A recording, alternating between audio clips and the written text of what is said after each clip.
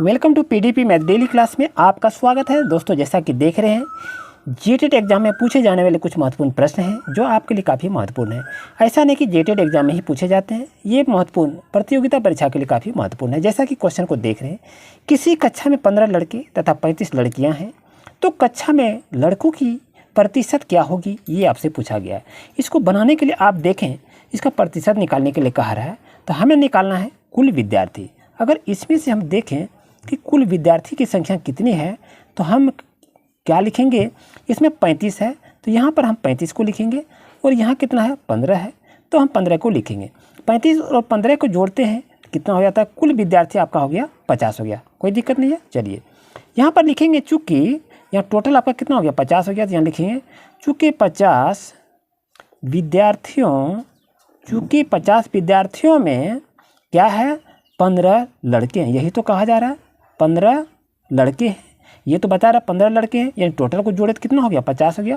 50 में 15 लड़के हैं। चलिए देखते हैं, इसलिए एक विद्यार्थियों में कितने लड़के होंगे ये तो मालूम नहीं है, तो क्या करेंगे 15/50 लेंगे, इतना लड़के हो जाएंगे। इसलिए क्या कह रहा है, यहाँ से हमें प्रतिशत निकालने के लिए कहा रहा है, तो प्रतिशत का मतलब क्या होता है आप तो जान रहे हैं 100 होता है, यानी 100 विद्यार्थियों में इसका क्या परसेंटेज आएगा, तो 15/50 को लिखेंगे और हम परसेंटेज निकाल रहे हैं तो ऑलरेडी क्या करेंगे 100 को लिखेंगे। अब ये कहाँ पर कट रहा है, 5 दूनी 10 होगा दोस्तों, 15 दूनी कितना हो गया 30 हो गया, यानी 30% कक्षा में लड़कों की संख्या है। तो ऑप्शन नंबर ए आपके लिए दोस्तों सही है। यहाँ पर लड़कों की संख्या पूछा या लड़कियों की संख्या पूछेगा, ये दोनों में से एक क्वेश्चन एग्जाम में पूछे जाते हैं, आप इसे नोट जरूर कर लें। आइए चलते क्वेश्चन नंबर नेक्स्ट पर। जैसा कि देख रहे हैं दोस्तों, क्वेश्चन नेक्स्ट कर रहा है, किसी संख्या का 35% प्राप्त करने के लिए उस संख्या को कितना से गुना करना होगा, 7/25 से, 19/10 से, या 7/20 से, या 3.5 से गुना करना होगा। ये क्वेश्चन को पूछा गया है। तो दोस्तों चलिए इसको बनाएंगे कैसे, चलिए इसको देखते हैं। यानी वो संख्या किसी संख्या का कार्य है ना, तो वो संख्या मालूम नहीं है तो वो संख्या हम मान लेते हैं x को, ठीक है। ये संख्या क्या है, x को हमने माना, तो यहाँ क्या है x का 35%, यही तो कह रहा है। क्या करेंगे x गुना 35/100 लिखेंगे, तो इसका सॉल्यूशन करेंगे तो क्या हो जाएगा, x यहाँ कितना हो गया 7×5 आपका हो जाएगा और ये क्या होगा 20×100 हो जाएगा। तो यहाँ पर आपका क्या आएगा 7/20 आ जाएगा। तो ये संख्या आपका क्या आएगा, तो यही तो संख्या निकालना था, तो x इक्वल टू क्या हो जाएगा 7/20। तो दोस्तों कहाँ है, ऑप्शन नंबर 3 आपके लिए दोस्तों सही रहेगा। ये आपको शॉर्ट ट्रिक से बताए, आप इसका इस्तेमाल जरूर करें, समय की बचत होगी। जैसा कि देख रहे हैं नेक्स्ट क्वेश्चन आपके पास है, यदि 24 का 25% प्लस x का 20% बराबर 16 है तो x का मान बताइए, जो यहाँ पर x का वैल्यू यहाँ पर दी हुई है। तो दोस्तों ऐसा क्वेश्चन यदि रहे तो इसको बनाएंगे कैसे, इसको ध्यान से देखिए। जैसे देख रहा है 24 का 25%, तो ये क्या लिखेंगे 24 लिख लीजिए, का मतलब क्या होता है, गुना होता है। 25% को अगर फ्रैक्शन में तोड़ेंगे तो कितना होगा 1/4 होगा दोस्तों, प्लस है प्लस को लिखिए, और यहाँ x का वैल्यू फाइंड आउट करने के लिए कह रहा है तो यहाँ x को लिखेंगे।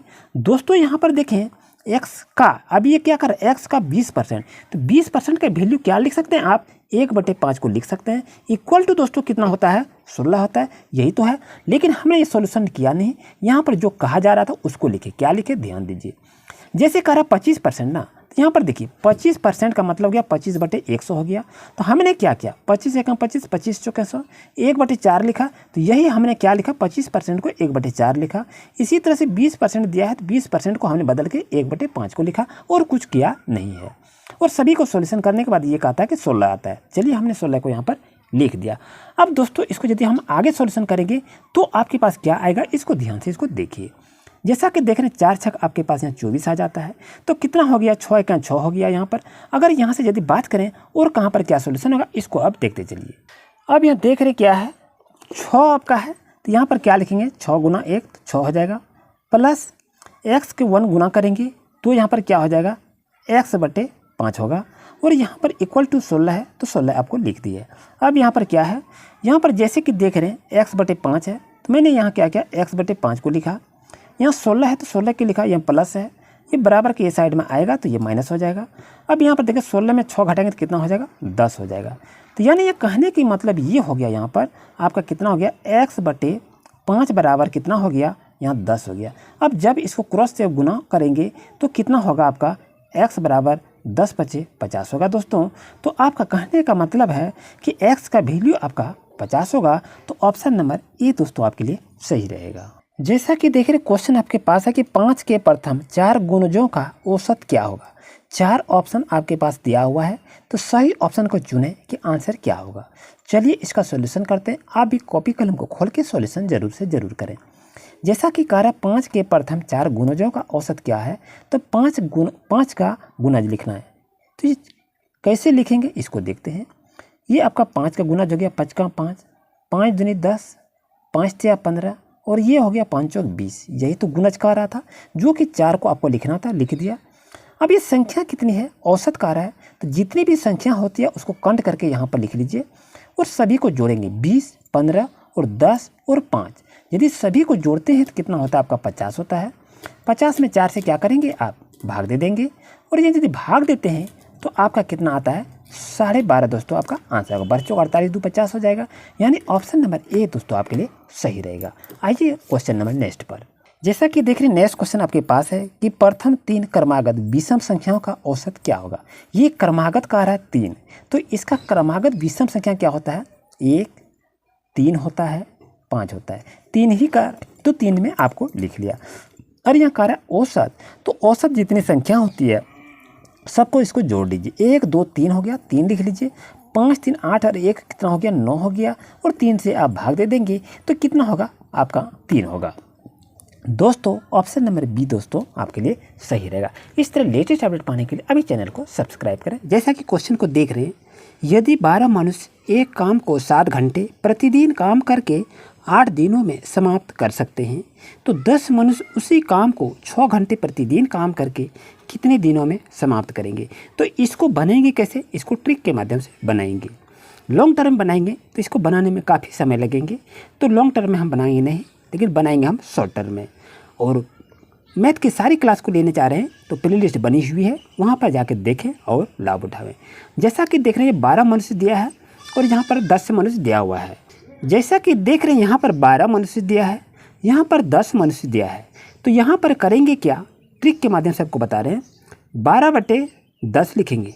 क्यों लिखेंगे 12/10, क्योंकि यह 12 मनुष्य है, यहाँ पर 10 मनुष्य है, मैंने 12/10 को लिख दिया, ठीक है। अब यहाँ पर क्या करेंगे, हम गुना देंगे। उसके बाद क्या करेंगे, यहाँ देखिए काम कितना है 7 घंटा कर रहा है, यहाँ काम कितना कर रहा है 8 दिन में कर रहा है, लेकिन यहाँ कितना है 6 घंटा में। तो यहाँ घंटा और घंटा है तो एक सीध में लिखेंगे और ऊपर से नीचे लिखेंगे, अंश और हर में लिखेंगे। याद रहे यहाँ 12 मनुष्य है, 10 मनुष्य है, 12 को ऊपर लिखे, 10 को नीचे लिखे, यानी ये मनुष्य की गणना हो गई। अब यहाँ पर देखिए 7 घंटे की बात है, यहाँ 6 घंटे की बात है, तो यहाँ पर क्या लिखेंगे 7/6 लिखेंगे, ये घंटा का हो गया।